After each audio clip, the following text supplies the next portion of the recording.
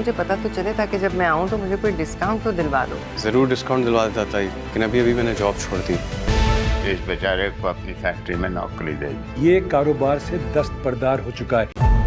خوش نصیب ہے بھائی یہ بھی بچے کہ اس کا ایسا جیون ساتھی میرا دل کا صاف محبت کرنے میں. میں یہ تو نہیں کہہ رہا تھا کہ تم اپنی کرسی اس کو دو, میں تو یہ کہہ رہا تھا کہ بھائی اس کو کسی بھی کام پہ لگا. تایا نے فیکٹری جوائن کرنے کا کہا. تم تو بڑی خوش ہوگی تمہارے میاں کو نوکری مل گئی. میں تو اس کے ساتھ قدم سے قدم کندھا سے کندھا ملا کر چلتی ہوں. انس فیکٹری نہیں آ سکتا. کون سے ڈپارٹمنٹ؟ کیا انس ہی آخر میں مرسلین کی فیکٹری کا اصل مالک بننے والا ہے؟ تو جیسا کہ جب انس اور انسا دونوں ایک دوسرے کی باہوں میں باہیں ڈال کر اور ہنستے مسکراتے بہت ہی خوش جا رہے ہوتے ہیں, تو شہرین جب انس کو انسا کے ساتھ اتنا خوش دیکھتی ہے تو شہرین اب انسا سے جیلس بھی ہونے لگے گی, اور شہرین کو اس بات پر پچھتاوا بھی ہونے لگے گا کہ دادا نے مجھے بالکل ٹھیک کہا تھا. کیا انس شایان کی ساری 2 نمبریاں پکڑ لے گا اور مرسلین کو بتا دے گا؟ کیا انس ہی مرسلین کی اس فیکٹری کو شایان سے تباہ ہونے سے بچائے گا؟ کیا شہرین کو اب انس کی قدر کا پتہ چلنے لگا ہے کہ انس سچ میں ایک اچھا انسان ہے کہ میں ہیرے کو چھوڑ کر شراب کے پیچھے بھاگ رہی تھی, میں نے انس کی قدر نہیں کی. شہرین کے دل میں آئے گا کہ انس نے انسا کو عزت دی, اسے نکاح کیا اور اس کو کتنا خوش رکھ رہا ہے اور اس کی عزت پر کوئی حرف نہیں آنے دیتا. شہرین جو کہ اب دل ہی دل میں پچھتا رہی ہوگی کہ کاش اس نے انس کے رشتے سے انکار نہ کیا ہوتا. کیا شہرین کو آگے چل کر انس سے پیار ہو جائے گا اور انس کی ہر ادا پر شہرین مر مٹے گی؟ کیا شہرین انسا کو انس کی زندگی سے نکالنے کی کوشش کرے گی تاکہ انس شہرین سے شادی کر لے؟ تو شہرین جو کہ بہت ہی حسد بھری نظروں سے انس کو دیکھ رہی ہوتی ہے کہ یہ کتنی خوش قسمت ہے. دادا بھی شازیہ اور مرسلین کو اور شہرین کو مزید آگ لگاتا ہے, اور انس اور انسا کو اتنا خوش دیکھ کر دادا بھی کہے گا کہ بہت خوش نصیب ہے یہ بچی جس کو اتنا عزت کرنے والا, پیار کرنے والا جیون ساتھی ملا ہے.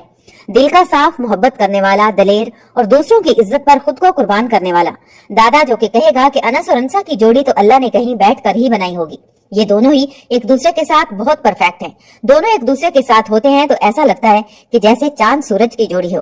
اور پھر وہیں دوسری طرف اب دادا جو کہ مرسلین سے کہتا ہے کہ مرسلین, انس لوگوں کے سٹور پر کام کر رہا ہے اور اس کی تنخواہ بھی بہت کم ہے. لوگ کیا سوچتے ہوں گے کہ جس کے تایا کی اتنی بڑی فیکٹری ہے جس میں ہزاروں لوگ کام کر رہے ہیں, اس فیکٹری میں کیا مرسلین اپنے بھتیجے کو کوئی کام نہیں دے سکتا؟ دادا جان مرسلین سے کہیں گے کہ مرسلین انس کو اپنی فیکٹری میں کام کرنے دو, لیکن مرسلین جو کہ دادا کو فوراً انکار کر دے گا اور کہے گا کہ انس میری فیکٹری میں کسی صورت کام نہیں کر سکتا کیونکہ یہ اپنے کاروبار سے اور اپنے حصے سے دستبردار ہو چکا ہے. دادا مرسلین سے کہے گا میں تمہیں یہ نہیں کہہ رہا کہ تم اسے اپنی کرسی دے دو یا یہ تمہاری کرسی سنبھالے گا, میں صرف تم سے اتنی التجا کر رہا ہوں کہ تم نے جہاں اپنی فیکٹری میں ہزاروں ورکرز رکھے ہوئے ہیں وہاں کوئی نوکری انس کو بھی دے دو. انس جس کو اچھا نہیں لگتا کہ دادا بار بار میرے لیے تایا کے آگے ہاتھ پھیلاتا ہے.